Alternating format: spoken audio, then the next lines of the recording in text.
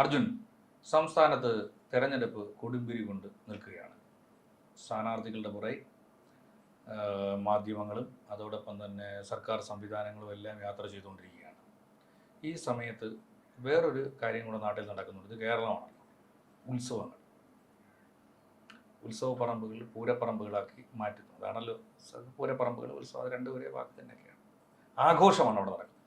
തെരഞ്ഞെടുപ്പ് നടന്നാൽ പോലും അമ്പലത്തിൽ ഉത്സവങ്ങൾ മാറ്റി വെക്കാൻ പറ്റത്തില്ല. അപ്പോൾ ഉത്സവ പറമ്പിൽ നമുക്ക് പോയിട്ട് സോളോ സംഗീതം വായിക്കാൻ പറ്റില്ലല്ലോ. അവിടെ ഘോഷയാത്ര നടക്കുമ്പോൾ അവിടെ മൗനജാതയായിട്ട് പോകാൻ പറ്റത്തില്ലല്ലോ. ഉത്സവപ്പറമ്പ് ഒരിക്കലും ഒരു എക്സാമിനേഷൻ ഹോൾ ആയിരിക്കില്ലല്ലോ. അല്ല, എക്സാമിനേഷൻ ഹോൾ നമുക്കൊരു ഉത്സവപ്പറമ്പിൽ പ്രതീക്ഷിക്കാൻ കഴിയില്ലല്ലോ, പറ്റത്തില്ല. അപ്പോൾ അത് വ്യത്യസ്തമാണ്. അപ്പോൾ ഉത്സവ പറമ്പിൽ ആ ഉത്സവ പറമ്പിൽ പിന്നെ കുറച്ച് പേര് DJ, ഇപ്പോൾ DJ പാർട്ടികളുണ്ട് എല്ലായിടത്തും ഉണ്ട്. അപ്പോൾ പുതിയ ജെൻസി തലമുറകൾക്കെല്ലാം പാട്ടും ആട്ടും ഒക്കെ വലിയ കാര്യമാണ്. അതൊക്കെ പിള്ളേർക്ക് അതാണ് പ്രിയം. അപ്പോൾ അവർ ഉത്സവ പറമ്പുകളിൽ അതിനുമായി ബന്ധപ്പെട്ട ആഘോഷ ചടങ്ങുകൾ നടക്കും.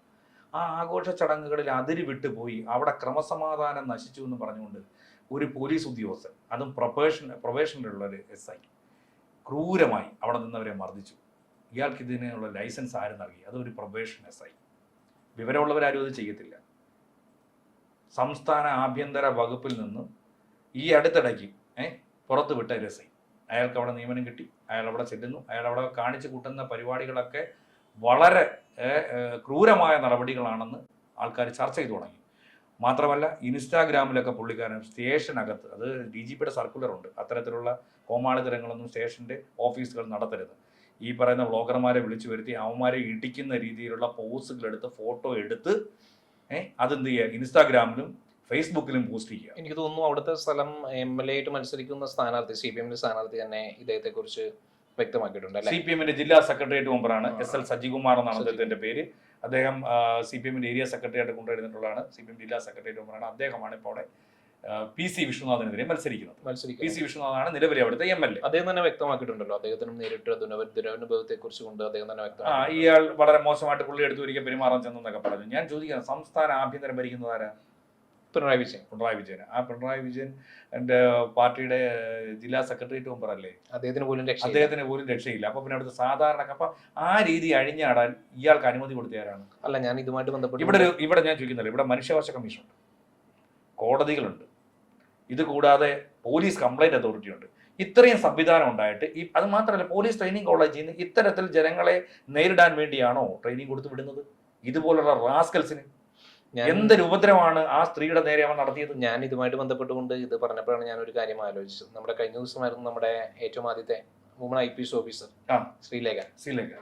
ഇപ്പോഴത്തെ നമ്മുടെ പിന്നെ തിരുവനന്തപുരം കോർപ്പറേഷൻ വട്ടിയൂർക്കാവിലെ സ്ഥാനാർത്ഥി. അപ്പൊ അവര് തന്നെ തുറന്നു പറയുമായിരുന്നു അവർ നേരിട്ടിട്ടുള്ള ദുരനുഭവത്തെ കുറിച്ച്. ശരിയാണ്. അവര് യൂണിഫോം ഇടുമ്പോൾ മേലുദ്യോഗസ്ഥർ പറയായിരുന്നു എന്ന് വെച്ചാൽ ഇൻസേർട്ട് ചെയ്ത് കഴിഞ്ഞാൽ പ്രൊവക്കേഷൻ ഉണ്ടാവും. അതും അവരുടെ ബാച്ച്മേറ്റിൽ ഊണ്ടടക്കം കെട്ടിപ്പിടിച്ച് ഉമ്മ വയ്ക്കാൻ ശ്രമിച്ചതൊക്കെ പറഞ്ഞു. അതും ഒരു പ്രമുഖനായിട്ടുള്ള കേരളത്തിലെ ആദ്യത്തെ IPS കാരി, അതും ഒരു പ്രമുഖനായിട്ടുള്ള ഒരു DGP.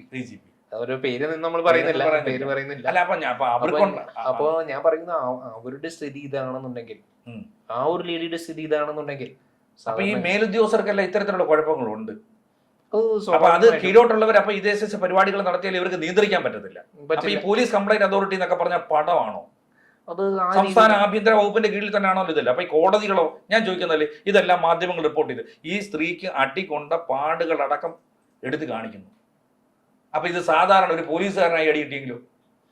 ഈ അടിച്ചവനും ആ കാണുന്ന ആ പ്രദേശത്ത് എത്ര പേരുണ്ടോ അവരെത്രയും തന്നെ പെർമാനന്റിലാണ്. അപ്പൊ പോലീസുകാരൻ ഇത് ചെയ്ത ഒരു കുഴപ്പമില്ല. അല്ല, ഞാൻ പറഞ്ഞു നിയമം എല്ലാവർക്കും ഒരുപോലെ തന്നെയല്ലോ. നിയമം സംരക്ഷിക്കുക എന്നുള്ളതാണ്. ഇപ്പൊ ഉത്സവ സ്ഥലത്ത് വേറെ എന്ത് ചെയ്യാൻ പറ്റും? അവര് പാട്ടിട്ട് സംഗീതം ഇട്ട് അത് അവിടെ ക്രമസമാധാനം നശിച്ചു, അതുമൂലം ആർക്കെങ്കിലും അപകടം ഉണ്ടായോ, അല്ലെങ്കിൽ അവിടെ 10 പേരെ ആക്രമിച്ചോ? ഇവൻ ചെയ്തത് ശരിക്കും പറഞ്ഞാൽ കരുനാഗപ്പള്ളി ഒരുത്തനെ വെട്ടിക്കൊന്നു ഇപ്പൊ പരസ്യമായിട്ട്. അവൻ വേറൊരുത്തനെ വെട്ടിക്കൊന്ന ടീമാണ്. അതേ ശ്രേണിയിൽപ്പെട്ടവനാണ് ഈ പറയുന്ന SI. അല്ല, ഞാൻ അയാളെ ഈ കസേര കൊണ്ടിരുത്താൻ ഞാൻ മാത്രമല്ല, എന്നിട്ട് ഇനി അന്വേഷണം നടത്തുക. ഒരു DYSP അന്വേഷിച്ച്, ശാസ്താംകോട്ട DYSP വന്ന് ഇനി അന്വേഷിക്കണം, ഇയാള് മഹാനാണോന്നു. ആരാ ഈ കിരൺ എന്ന് പറഞ്ഞവൻ? മഹാനാണോ, അവന്റെ ആഭ്യന്തര വകുപ്പിന് വേണ്ടവനാണോ എന്നുള്ള റിപ്പോർട്ടൊക്കെ കൊടുത്തതിന് ശേഷമേ സസ്പെൻഷൻ ഉണ്ട്. ഇവിടെ DGP ഇല്ലയോ? സംസ്ഥാനത്ത് ഇപ്പൊ നടക്കുന്നത് എങ്ങനെയാണ്? അല്ല ഒരു ഉദ്യോഗസ്ഥ ഭരണമല്ലേ? ഒരു കാര്യം സ്പോട്ടിൽ ചെയ്യണമായിരുന്നു. ഒരു കാര്യം നമുക്ക് കൺഫേം ചെയ്യാം, ഒരു സസ്പെൻഷനിൽ കൂടിയിട്ടുള്ള ഒരു സസ്പെൻഷൻ പോരാ, സേനയിൽ നിന്ന് പിരിച്ചു. അല്ല ഒരു അതാണ് വേണ്ടത്. അല്ലെങ്കിൽ അവർക്ക് പോകാം, അല്ലെങ്കിൽ അവർക്ക് വ്യക്തിപരമായിട്ട് പോകാം, മനുഷ്യാവകാശ കമ്മീഷൻ കേസ് കൊടുക്കാം. അല്ല സസ്പെൻഷനിൽ കൂടിയിട്ടുള്ള ഒരു നടപടിയും അദ്ദേഹത്തിനെതിരെ ഉണ്ടാവാൻ പോകുന്നില്ല, അത് കൺഫേം ചെയ്തു. അത് ശരിയാണ്. കാരണം കെവിൻ കൊലക്കേസുമായി ബന്ധപ്പെട്ടിട്ട് അന്ന് ഇതുപോലെ പണി നടത്തിയ ഒരു SI ഉണ്ടായിരുന്നു, ശ്രീമു. അയാളെ ടെർമിനേറ്റ് ചെയ്ത് കളഞ്ഞായിരുന്നു, എന്നിട്ട് തിരിച്ചെടുത്തു. അപ്പൊ അത് ഈ സർക്കാർ തന്നെയാണ്. എന്നിട്ട് ജനങ്ങളുടെ മുമ്പിൽ പറയുന്നത് എന്തുവാ? ഞങ്ങള് ഇവിടുത്തെ മിടുക്കരാണ്, ഞങ്ങൾ ഈ രാജ്യത്ത് മുഴുവൻ അല്ല ഈ സംസ്ഥാനം മുഴുവൻ വികസനം നടത്തിക്കൊണ്ടിരിക്കുകയാണ്, നമ്പർ 1 ആണ്, സ്റ്റേറ്റ് ആണ്, എല്ലാ കാര്യത്തിലും ഞങ്ങൾ നമ്പർ 1 ആണ്. പക്ഷെ അന്നേരം പറയും ഇതുപോലുള്ള 1-2 കാര്യങ്ങൾ വെച്ചാണോ ഞങ്ങൾ വിമർശിക്കുന്നത്? അപ്പൊ ഈ കെവിന്റെ മരണം അതൊരു ദുരഭിമാന കൊലയായിരുന്നു. ആ കൊല നടത്താൻ പ്രേരിപ്പിച്ചത് ഒരു SI ആണ്. അത് മാത്രമല്ല ആ SI ടെർമിനേറ്റ് തിരിച്ചെടുത്തു. അല്ല ഇത് മാത്രമല്ല, ഭീമാപ്പള്ളി വെടിവെപ്പ് മുതൽ ഒരുപാട് സംഭവവികാസങ്ങൾ അതൊന്നും അറിയാതെ പോയി എണ്ണി പറയാനുണ്ട്. മാത്രമല്ല ഈ വിഷയവുമായി ബന്ധപ്പെട്ടിട്ട് ഈ മാധ്യമങ്ങളെല്ലാം ഒരു അടക്കം പാലിച്ചതുപോലെ എനിക്ക് തോന്നി. അത് എന്താന്ന് വെച്ച് കഴിഞ്ഞാൽ ഞാൻ പറയാമല്ലോ, ഗവൺമെന്റിൽ നിന്ന് PR വർക്ക് കിട്ടിയിട്ടുണ്ടല്ലോ, പല മാധ്യമങ്ങൾക്കും PR വർക്ക് കിട്ടിയിട്ടുണ്ട്. എന്നാലും മനോരമ മാധ്യമങ്ങളൊക്കെ ഇത് നിർത്താതെ അടിക്കേണ്ടതാ. അല്ല C4 സർവേയിൽ ആരായിരുന്നു മികച്ച മുഖ്യമന്ത്രി? ബുദ്ധിമുട്ടുണ്ട്. C4 സർവേയിൽ ആരായിരുന്നു മികച്ച മുഖ്യമന്ത്രി? മനോരമയുടെ. അതെ. അതോടൊപ്പം തന്നെ ഏഷ്യാനെറ്റിൽ മോഹൻലാലുമായിട്ടുള്ള ഇന്റർവ്യൂ അതെല്ലാം കവർ ചെയ്തു. അപ്പോൾ സ്വാഭാവികമായിട്ട് നമുക്ക് അവരെ കുറ്റപ്പെടുത്താൻ കഴിയുമോ? അവരുടെ വ്യവസായം വളരണമെന്നുണ്ടെങ്കിൽ സംസ്ഥാന ആഭ്യന്തര വകുപ്പിൽ ഈ ഒരു വിഷയം മാത്രമല്ല കേട്ടാ, ഒട്ടനവധി വിഷയങ്ങളുണ്ട്. അല്ല പക്ഷെ നമ്മൾ ഒറ്റപ്പെട്ട വിഷയമായിട്ടേ നമ്മൾ പറയുള്ളൂ ഈ വിഷയം നമ്മൾ ഒറ്റപ്പെട്ട വിഷയമായിട്ടേ നമ്മൾ പറയുള്ളൂ. കാരണം എന്താ, അഴിമതികൾക്കെല്ലാം അവരെ കൊല്ലം കോർപ്പറേഷൻ അടക്കം നടക്കുന്ന അഴിമതികളടക്കം ഉണ്ട്. അതായത് 5 കോടി രൂപയുടെ ഒരു അഴിമതി അവിടെ നടത്തി. വേസ്റ്റ് നിർമ്മാർജ്ജനവുമായി ബന്ധപ്പെട്ട പഴയ മേയറായിരുന്ന ഹണി ബെഞ്ചമിനാണ് അതിന് തുടക്കമിട്ടത്. ഉദ്യോഗസ്ഥർ ഒരു 3 പേര് തീരുമാനിക്കുന്നു. ആ മാത്രമല്ല അതിന് സപ്പോർട്ട് കൊടുത്തേരെന്നറിയാം ആഭ്യന്തര വകുപ്പ്. എന്നുവെച്ചാൽ ഈ അഴിമതി നടത്തി. ഇപ്പൊ പുതിയ മേയർ വന്നപ്പോൾ പുതിയ മേയർ കോൺഗ്രസ്സുകാരനാണ്. ഇയാൾക്ക് ഇതിനെപ്പറ്റി ഒന്നും വ്യക്തമായ ധാരണയില്ല. അപ്പൊ മേയർ എന്തോ ഇത് പെട്ടെന്ന് ഈ വേസ്റ്റ് 14 ലക്ഷം രൂപയുടെ ചെക്ക് മേയറെ കൊണ്ടങ്ങ് പാസ്സാക്കിച്ചു. അപ്പം നേരത്തെ ഈ 5 കോടി അഴിമതിക്കകത്ത് മേയറും പെട്ടു.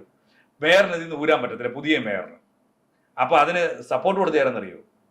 വിജിലൻസുകാർ പറഞ്ഞു കൊടുത്ത് അത് ഇന്ന രീതി ചെയ്താൽ ഈ വിഷയം ക്ലോസ് ചെയ്യാം, അല്ലെങ്കിൽ ഇതിനകത്ത് വിവരാവകാശമൊക്കെ അയച്ചിട്ടുണ്ട്, ഇത് വിഷയമാവും, അഴിമതി പോകും. അപ്പൊ ഞാൻ ആഭ്യന്തര വകുപ്പ് ടോട്ടലി പരാജയമാണ്. പക്ഷെ അത് 1-2 കേസുകളേ ഉള്ളൂ. നിങ്ങൾ അത് വെച്ചിട്ട് ഈ സംസ്ഥാന സർക്കാരിനെ അളക്കരുതെന്നാണ് ഇവർ പറഞ്ഞുകൊണ്ടിരിക്കുന്നത്. 1-2 കേസുകളല്ല, നമ്മുടെ ഭീമാപ്പള്ളി മുതല് ഭീമാപ്പള്ളിയൊക്കെ മാഞ്ഞുപോയി. ഭീമാപ്പള്ളി മാഞ്ഞുപോയി, എണ്ണിയാലൊടുങ്ങാത്ത കേസുകളാണുള്ളത്. അപ്പൊ അതൊക്കെ ഇനി വരുന്ന സർക്കാരുകൾ കൊണ്ടുവരുമായിരിക്കാം. ഇവർ തന്നെയാണെങ്കിൽ നടക്കൂല. ഇനിയിപ്പോ ഈ ഒരു സർക്കാർ അധികാരത്തിൽ വരുന്നെങ്കിൽ ഈ വിഷയം കൊണ്ടുവരാമെന്ന് നമുക്ക് പ്രതീക്ഷിക്കാം. പക്ഷെ നമുക്ക് അങ്ങനെ യാതൊരു സ്കോപ്പും ഇല്ല, അവരെ തുറന്നു കാട്ടുമെന്നുള്ളൊരു സ്കോപ്പും ഇല്ല. കാരണം എല്ലാം അങ്ങോട്ടും ഇങ്ങോട്ടും അഡ്ജസ്റ്റ്മെന്റുകളാണല്ലോ. അങ്ങനെയാണ് എനിക്കിപ്പോ തോന്നി വരുന്നത്. കാരണം അല്ലെങ്കിൽ തന്നെ ഈ കിരണിനെ പോലുള്ള ഒരാൾ ഇത്രയും മാറാട് കലാപത്തിൽ അഡ്ജസ്റ്റ്മെന്റ് നടന്നിട്ടുണ്ട്. പിന്നെ ഇത് മാറാട് കലാപത്തിൽ അഡ്ജസ്റ്റ്മെന്റ് നടന്നിട്ടുള്ള നമ്മുടെ കേരളമാണ്. അപ്പോഴാണ് ഇത് അറിഞ്ഞില്ല, ആ സംഭവം പോലും അറിഞ്ഞില്ല. ഏതായാലും നമുക്ക് ഇങ്ങനെ കൺക്ലൂഡ് ചെയ്യാം, നമ്മുടെ ആദ്യത്തെ IPS കാരിയായിട്ടുള്ള വനിതയ്ക്ക് ഏറ്റിട്ടുള്ള അനുഭവം ഇതാണെന്നുണ്ടെങ്കിൽ സാധാരണക്കാരിയായിട്ടുള്ള കുണ്ടറയിലെ യുവതിയുടെ അനുഭവം മറിച്ചൊന്നായിരിക്കില്ല. തീർച്ചയായിട്ടും അതിൽ കൂടുതലൊന്നും ഇനി ഒന്നും പ്രതീക്ഷിക്കാൻ വേണ്ട. കാരണം ഇത് കേരളമാണ്. ഓക്കെ, മികച്ച കേരളം.